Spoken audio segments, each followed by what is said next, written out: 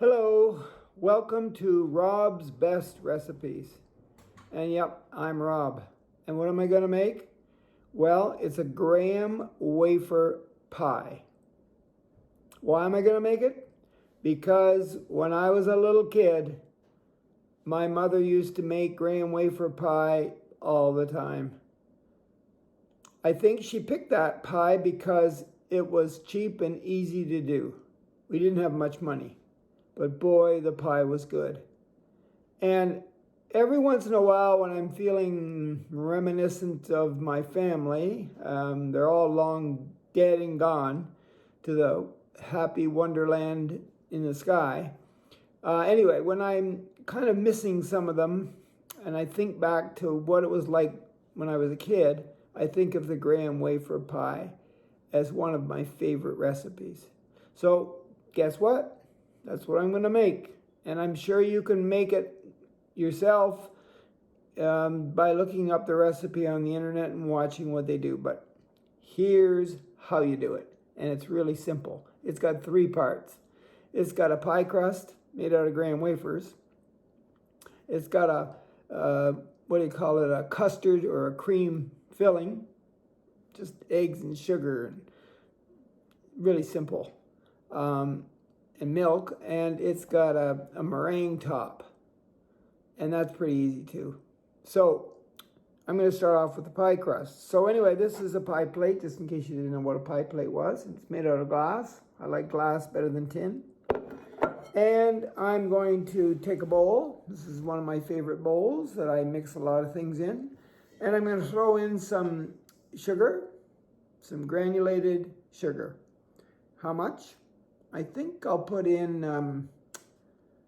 3/4 cup. And I'm going to put in some graham crumbs. Where did I get them from? Any grocery store has boxes of graham crumbs. You don't have to get the crackers and crush them and none of that stuff. Just buy the crumbs. How much am I going to use? Around 2 cups. If you know anything about me, I don't measure much, but 2 cups of crumbs and 3/4 cup of sugar. And this is melted butter.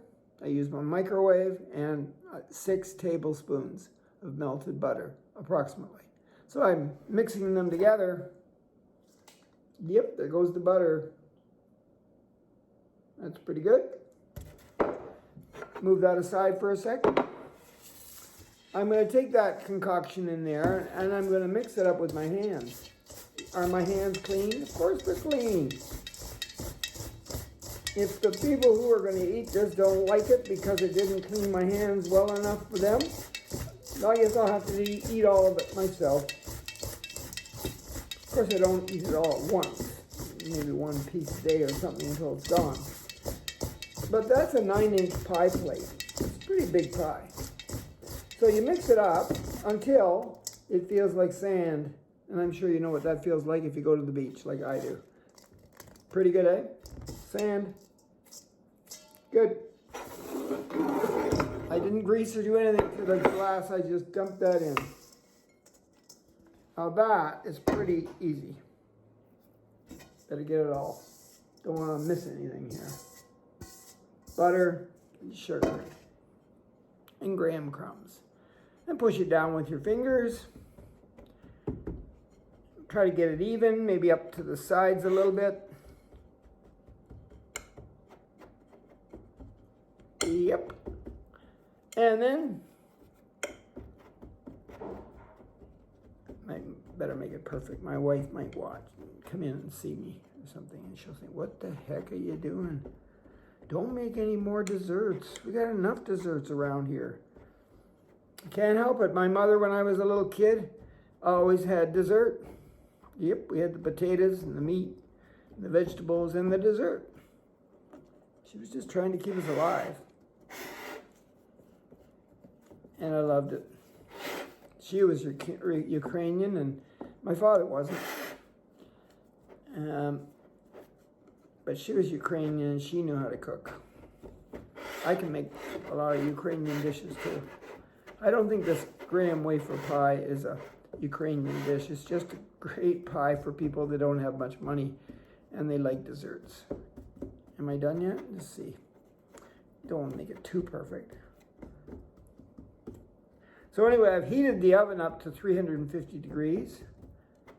And I'm going to put this in the oven for about 10 minutes. Oops. Can't see, can you? Okay. About 10 minutes. I call my channel on YouTube Rob's Best Recipes because I only put on the best ones. Anyway, and that's what it looks like. Ta-da! In the oven it goes, 10 minutes, take it out, let it cool. So it could cool all night long. I can make the custard that goes in the middle in the meringue tomorrow.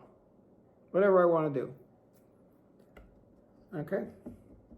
Does it have to cool in the fridge somewhere? No.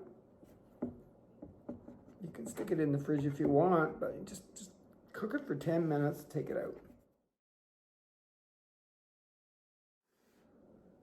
It's time for the filling. You can call it custard, cream filling, whatever you want, but you're going to use whole milk. So it's not 1%, it's not skim, it's not 2%, it's not 3%, it's whole milk. 2 2/3 cups. So there it is. And you need a pot. Ta-da! So you put the milk in the pot.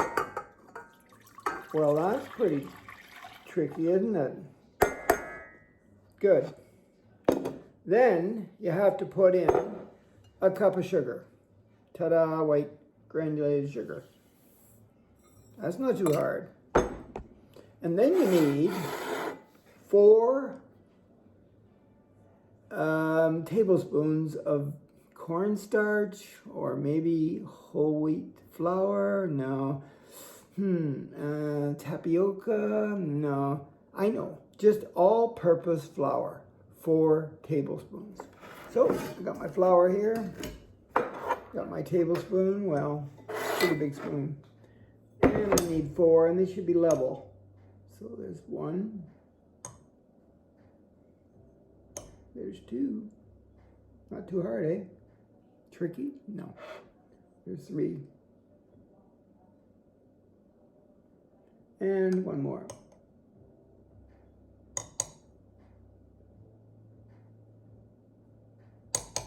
There's 4. And 2 more things. 2 more ingredients. We need 4 egg yolks. And they need to be large eggs. So you take an egg, 4 of them, at room temperature. So take them out of the oven or the fridge and let them sit on the counter. And crack them and make sure you get the whites in one bowl and the yolks go in here. If you get a little bit of the whites in here, that's okay. But don't get any yolk in with the whites because we need that later on to make the meringue. And it can't have any egg yolk particles in it. So you crack it very carefully. Do whatever you have to do. Some people just use the palm of their hand and all the whites dribble through the fingers into the bowl. And then they're left with the yolk and they throw the yolk in there. Okay? Put the 4 yolks in there. And then you add a little bit of vanilla. And so I make my own. I went and got some vanilla beans and I added some, I think it was vodka. And it tells you on the internet how to do this. And you mix it together. The beans are still in there. You kind of see them. And you let it sit around for 3 or 4 months. And then it's ready. So you're going to use about a tablespoon of vanilla in there.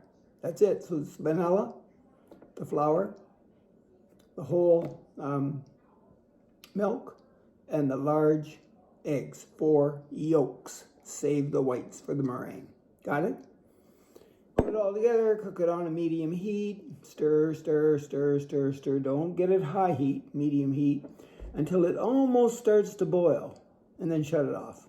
Dump that into the pie crust. Okay? And then stay tuned.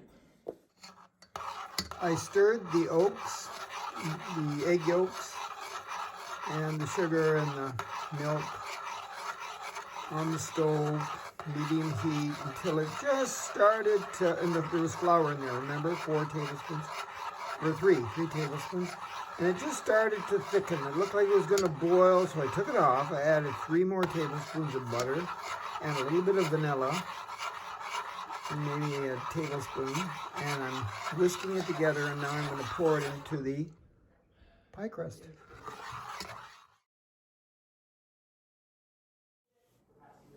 The pie's sitting over there. It has the crust, which has been baked for 10 minutes and cooled. And then it has the pudding or the custard, vanilla custard filling in there. And it's hot. And now I'm going to make the meringue. And of course, the egg whites, right?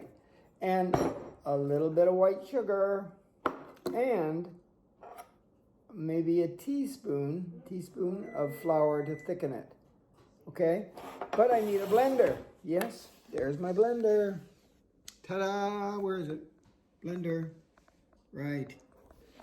You could do it by hand, but it's a lot easier if you have something with power. So I just take the whites, I dump them into the blender, turn it on. When it starts to get a little bit thick, I wouldn't turn it on high, I just start it going a little bit. And when it starts to get a little bit thick,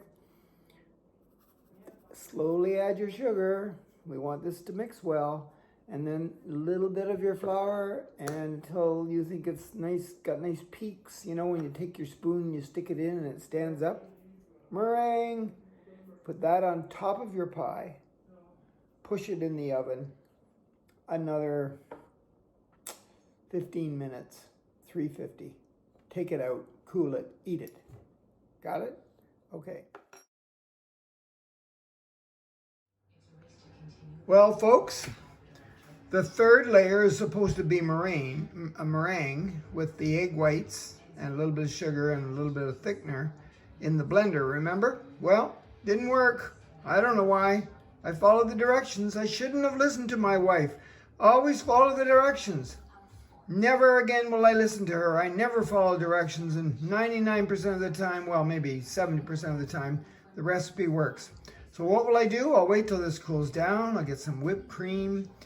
I know how to blend that, and I'll put that on top, and I'll be showing you the end product.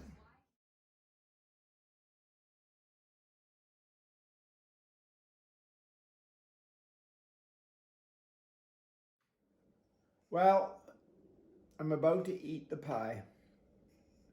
The pie didn't turn out too bad. Just remember that once the pudding mixture is thickened on the stove in your pot, and it's just about ready to boil, you know it's ready to take off the heat.